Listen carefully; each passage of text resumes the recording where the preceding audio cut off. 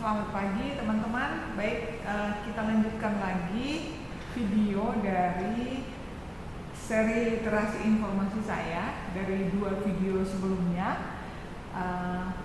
Pagi ini kita akan membahas tahapan akses, ya. Jadi saya review sedikit ya. Jadi definisi konsep dasar literasi informasi itu adalah keterampilan yang diperlukan seseorang untuk mengelola informasi, ya, mengelola. Ini bahasa sederhananya ya.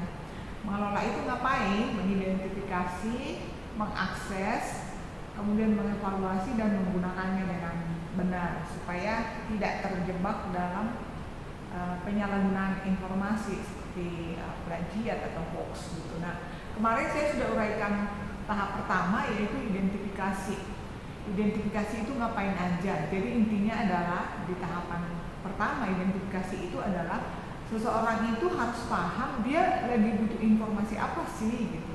Ketika dia misalnya katakanlah entah itu menulis atau menghadapi suatu problem, dia butuh apa? Dia tahu gitu. Dia tahu informasi apa yang dia perlukan gitu. Nah, ini yang dibahas pada tahapan identifikasi itu. Caranya macam-macam, bisa dengan brainstorming ini bisa dengan diri sendiri juga gitu kan, lalu misalnya kita mikir gitu atau dengan orang lain atau dengan buku dan seterusnya. Jadi kan dibahas di identifikasi. Proses identifikasi itu menurut saya sangat penting karena itulah titik awal kita ketika akan mencari informasi. Artinya kalau identifikasinya keliru ya nanti kan hasilnya keliru. Nah, tahap kedua adalah akses. Kalau di standar itu biasanya ada yang pakai access and find, gitu artinya keterampilan yang harus dimiliki seseorang untuk menemukan informasi yang diperlukannya. Jadi kalau tadi dia sudah tahu, oh saya butuh ini nih gitu ya. Nah, lalu pada tahapan akses dan find ini dia tahu cara mencarinya, tentu saja dengan cara yang benar. Gitu. Nah, apa saja materi yang dibahas di sini adalah jadi yang dibahas pada tahap ini adalah seperti tips-tips atau strategi pencarian informasi, lalu pengenalan terhadap sumber-sumber informasi, misalnya apa itu sumber primer, sumber sekunder, sumber tersier dan seterusnya, gitu ya. Nah, kalau strateginya seperti penggunaan Boolean operator, tentu teman-teman tahu ini apalagi kalau anak-anak JIT sama komputer ya, and or not, ya kan? Ini disebutkan dengan Boolean operator ya. Penemunya si bule gitulah, gitu ya. Nah, ini antara lain yang diajarkan dibahas di situ, fungsinya seperti apa, lalu kalau kita pakai tools itu hasilnya seperti apa gitu. Nanti saya akan buat video khusus untuk tutorial ini juga ya, supaya khususnya mahasiswa misalnya yang banyak juga kan yang mahasiswa nggak terlalu trained dalam penelusuran ya, mereka bisa menggunakan tools ini dengan lebih efektif. Nah, ini yang dibahas pada tahap access and find ini salah satunya loh ya. Lalu kemudian juga pengetahuan atau pengenalan terhadap sumber-sumber informasi. Apa itu sumber primer, apa itu sumber sekunder, apa itu sumber tersier gitu.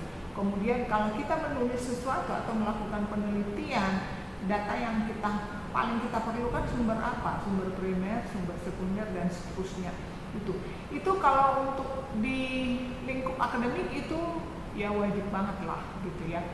Nah, pada tahapan akses dan find ini itu memang kalau seperti kami materi IL di kampus, pada akhirnya ini yang paling banyak menyita waktu selain nanti evaluasi ya dan penggunaan, karena penggunaan itu berkaitan dengan plagiat. Karena ini biasanya lebih efektif kalau langsung dipraktekkan gitu. Jadi supaya pemustaka itu tahu bedanya hasil penelusuran menggunakan tools ini dengan ini, itu ada baiknya langsung dipraktekkan, memang praktek menelusur seperti itu. Kemudian di sini juga kita membahas tentang eh, ya karena sekarang sumber itu banyak sekali di internet, mau nggak mau pengetahuan kita tentang jenis-jenis atau format atau tipe-tipe informasi atau apapun itu yang ada di internet, termasuk domain-domain. Jadi misalnya .com itu apa sih gitu kan, kemudian .id, .edu, ya kan, .go atau .gov. Nah ini segala macam ini dibahas nih. Dan bagaimana tips-tips mencari informasi yang lebih spesifik. Misalnya kalau saya ingin membahas ingin mencari literatur nih yang akademik lah ya. Akademik ya kita sarankan misalnya langsung katakanlah dampak COVID langsung site.2 edu atau site.2 id, itu pasti dari akademik kan, akademik ACID gitu kan, berarti dari akademik dan Indonesia. Atau misalnya saya ingin mendapatkan sumber-sumber informasi dari yang dikeluarkan oleh pemerintah terkait penanggulangan COVID, berarti penanggulangan COVID site.2 GOID, berarti saya ingin mendapatkan semua informasi tentang penanggulangan COVID yang dikeluarkan oleh situs-situs pemerintah, gitu kan, GOID. Kemudian di sini juga dibahas soal recall and precision. Ini mahasiswa jurusan perpustakaan pasti paham banget ya, gitu. Jadi itulah yang dibahas pada tahapan akses dan find ini, supaya artinya gini, ketika tadi di tahapan identifikasi kita udah clear ya, kita udah tahu informasinya apa, kemudian kita tahu bagaimana cara mencarinya atau kemana harus mencarinya, dipastikan ya nanti hasilnya akan bagus ya kan, akan relevan gitu. Nah itu sehingga disebut orang itu literate di bidang informasi, dia mampu mengelola informasi gitu. Nah, saya biasanya di kelas, kalau kemarin kasih contoh tentang mahasiswa yang kepengen cum laude gitu kan.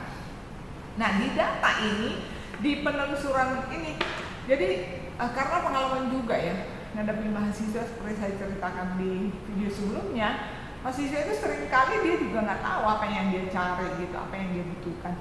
Jadi biasanya kita kasih contoh tuh yang sederhana, mudah dipahami, terus nangkep gitu loh. Nah mungkin kalau teman-teman di perpus sekolah atau perpustakaan umum harus bisa juga menyesuaikan, kasih contohnya yang langsung dia ngerti gitu.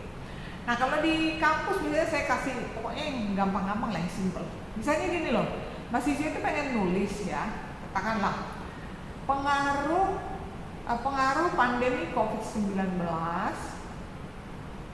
terhadap pariwisata di Samosir misalnya ya, di Samosir gitu.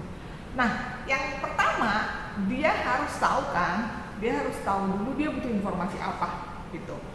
Jadi ini harus dirinci dulu. Oh berarti dia butuh karena pengaruh pandemi terhadap kehidupan pariwisata, berarti dia butuh data-data ya kan, kehidupan atau aktivitas pariwisata sejak pandemi di Samosir itu seperti apa, gitu kan? Misalnya entah itu jumlah pengunjungnya lah, entah omset bidang-bidang wisata dan seterusnya. Itu berarti dia butuh data itu ya kan. Dia butuh ketika pandemi dan sebelumnya, karena kan mau lihat pengaruh kan gitu. Jadi supaya bisa tahu dong emang ada pengaruhnya gitu. Jadi dia harus punya data ini sebelum pandemi dan ketika pandemi seperti apa. Nah itu dia identifikasi dulu data itu. Nah pas di tahapan akses dan find, apa yang harus dia lakukan? Nah tadi kan dia udah tahu nih dia butuh. Sekarang dia mikir kemana harus cari data ini gitu kan? Misalnya Dinas Pariwisata Samosir, atau kalau tempat lebih tinggi lagi mungkin Dinas Pariwisata Sumatera Utara, atau ke kantor Bupati Samosir. Jadi dia bisa identify, dia bisa menentukan kemana harus mencari data ini. Atau kalau lewat internet berarti ke situsnya Dinas Pariwisata Samosir, atau dinas Kementerian Pariwisata, karena mungkin di sana bisa aja datanya secara general ada, itu kan. Atau kalau harus perlu mewawancarai orang, siapa yang harus diwawancarai? Oh, mungkin Kadis Pariwisata Samosir atau bupatinya, atau justru misalnya pelaku kegiatan pariwisata yang ada di Samosir. Nah, seperti itu. Jadi itu sebabnya disebutkan literasi informasi itu memang mengajarkan atau mengajak kita untuk berpikir selain kritis, dia juga runut, sistematis, rapi, tertib gitu ya, supaya hasilnya juga bagus gitu. Nah, itu kira-kira sebagian apa yang dibahas pada tahapan ini. Itu sebabnya saya suka gregetan kalau orang membicarakan literasi informasi itu seperti sesuatu yang simpel banget gitu, apalagi cenderung dikerucutkan dengan hanya urusan membaca. Ya, membaca sih itu penting, artinya itu salah satu cara untuk meningkatkan literasi atau mengasah cara berpikir orang atau membuka wawasan orang. Tapi yang seperti ini nggak bisa kalau orang kita misalnya katakan pengunjung kita harapkan rajin membaca, terus dia otomatis cara berpikirnya runut atau sistematis atau tertib gitu. Ya nggak tahu juga, ada juga sih mungkin ya. Tapi ya maksud saya itulah yang sebetulnya menjadi fokus, yang harusnya menjadi fokus para pustakawan gitu. Jadi mengajarkan literasi informasi itu mengikuti apa yang diharapkan dari konsep ini gitu. Nah, yang kami lakukan di UI sih ya seperti itu gitu. Jadi tahap per tahap itu dilakukan, walaupun mungkin dalam kemasan yang lebih simpel atau singkat. Misalnya kalau untuk anak S2 mungkin kita bagian identifikasi itu tidak terlalu panjang karena rata-rata masih sudah tahu. Tapi untuk S1 ini agak lama, perlu diskusi-diskusi dan seterusnya. Itu saya kira teman-teman yang pada tahap ini bisa saya sharing mungkin ya. Nanti untuk tahap selanjutnya evaluasi, menurut saya ini yang paling penting.